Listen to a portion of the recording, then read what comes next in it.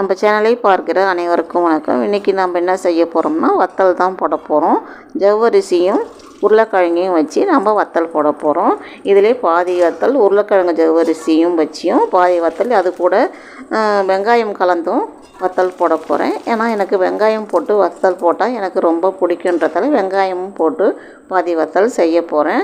வெங்காயம் போட்டு வத்தல் போட்டால் இது வறுக்கும்போது வத்தல் செவந்து போயிடும். அதனால் அதிகம் பேர் வெங்காயம் போட்டு செய்ய மாட்டாங்க. ஆனால் எனக்கு ரொம்ப பிடிக்கும்ன்றதால இதில் நான் வெங்காயமும் போட்டு செஞ்சுருக்கேன். வாங்க இது எப்படி செய்யலான்னு பார்க்கலாம். இது செய்கிறதுக்கு ஒரு கிண்ணத்தில் மாவு ஜவ்வரிசி தான் எடுத்து வச்சுருக்கேன். அது ஒரு பாத்திரத்தில் போட்டு ஒரு தடவை நம்ம இதை நல்லா கழுவிக்கலாம். ரொம்பவும் கழுவ தேவையில்ல, ஒரு தடவை கழுவினாலே போதும். கழுவிட்டு நம்ம அதே கிண்ணத்தில் ஒரு கிண்ணம் தண்ணியை ஊற்றி இதை ஊற வச்சுக்கலாம். நம்ம காலையில் கஞ்சி காய்ச்ச போகிறோம்னா நம்ம முதல் ராத்திரியே இதை ஊற வச்சிடணும். நானும் முதல் ராத்திரியே ஊற வச்சுட்டேன். மறுநாள் காலையில் எடுத்து பார்க்குறேன், நல்லா ஊறி வந்துடுச்சு பாருங்கள். இது அப்படியே இருக்கட்டும். இப்போ 2 உருளைக்கிழங்கை நல்லா கழுவிட்டு இதை நம்ம வேக வச்சுக்கலாம். வேக வச்சு இதனுடைய தோலையெல்லாம் எடுத்துட்டு காய் சீவிரத்தில் நல்லா பொடிசாக நம்ம சீவி எடுத்துக்கலாம். ஒரு சின்ன கன்று இருக்கிற பக்கமாக நம்ம சீவி எடுத்துக்கலாம். இந்த மாதிரி பாருங்கள், இந்த மாதிரி இருக்கணும். இதே மாதிரி நம்ம இது எல்லாத்தையும் சீவி எடுத்து வச்சுக்கலாம்.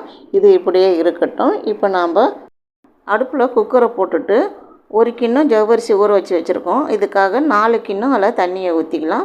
தண்ணியை ஊற்றிட்டு தண்ணி நல்லா கொதி வந்த பிறகு நம்ம ஊற வச்சுருக்கிற ஜவ்வரிசியை அதில் போட்டு கலந்து விட்டுக்கலாம். ஜவ்வரிசியை போட்டுட்டு கைவிடாமல் இதை கலந்து விட்டுனே இருக்கணும். இல்லாட்டி அடியில் போய் பிடிச்சிக்கும். அதனால் கலந்து விட்டுனே இருக்கணும். மறுபடியும் இது கொதி வர்ற வரைக்கும் நம்ம கலந்து விட்டுனே இருக்கணும். இது நல்லா கொதி வந்து நல்லா வெந்து வரும்.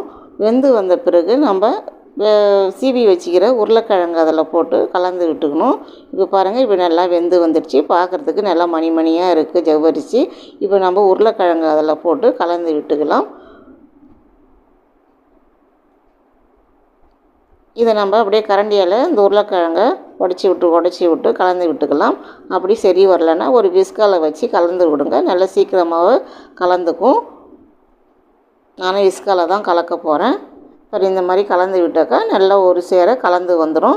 இந்த சமயத்தில் ஸ்பூன் ஜீரகம், ஒரு 4-5 காஞ்ச மிளகாயை மிக்ஸி ஜாரில் போட்டு குறைன்னு அரைச்சி போட்டுட்டு தேவையான அளவு உப்பு போட்டு கலந்து விட்டுக்கலாம். பச்சை மிளகாய் கூட அரைச்சி போட்டுக்கலாம். பச்சை மிளகாய் அரைச்சி போட்டால் நல்லா வெளியேர்னு இருக்கும்.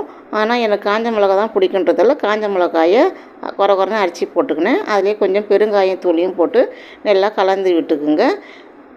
கலந்து விட இந்த மாதிரி உருளைக்கிழங்கெல்லாம் நல்லா கரைஞ்சி இந்த மாதிரி கெட்டியாகி வரும். அது வரைக்கும் இதை நம்ம கலந்து விட்டுக்கினே இருக்கணும். பாருங்கள், இப்போ நல்லா கெட்டியாகிடுச்சு. இப்போ நம்ம அடுப்பை ஆஃப் பண்ணிடலாம். ஆஃப் பண்ணிவிட்டு இதில் பாதி எடுத்து நான் வெங்காயம் கலந்து வத்தல் போட போகிறேன். அதனால் ஒரு வெங்காயத்தை கட் பண்ணி வச்சுருக்கேன். அது மிக்ஸி ஜாரில் போட்டு இந்த மாதிரி அரைச்சி எடுத்துக்கலாம். அரைச்சி எடுத்துகிட்டு பாதி கஞ்சியை ஒரு பாத்திரத்தில் எடுத்து அதில் வெங்காயத்தை போட்டு கலக்க போகிறேன். கஞ்சி சூடாக இருக்கும் போதே வெங்காயத்தை போட்டு கலந்து விட்டுருங்க. இது நல்லா கலந்து விட்டுக்கலாம். கலந்து விட்டு எடுத்து வச்சிடலாம். எல்லாம் ஆறின பிறகு தான் நம்ம வத்தல் போடணும். இப்போ நல்லா ஆறி போச்சு. நம்ம வத்தல் போட்டுக்கலாம். இப்போ ஒரு டம்ளரில் பால் கவரை இந்த மாதிரி நாம் வச்சிடலாம். வச்சுட்டு இதில் கஞ்சி எடுத்து ஊற்றிக்கலாம். கஞ்சி எடுத்து ஊற்றிட்டு இது நுனியில் நம்ம ஒரு ரப்பர் பேண்ட் வச்சு கட்டி விட்டுடலாம். பால் கவரில் வத்தல் போடாதவங்க ரப்பர் பேண்ட் போட்டு கட்டி போட்டுங்க. போட்டவங்க அப்படியே நம்ம முறுக்கி விட்டுக்கூடும் நம்ம வத்தல் போட்டுக்கலாம்.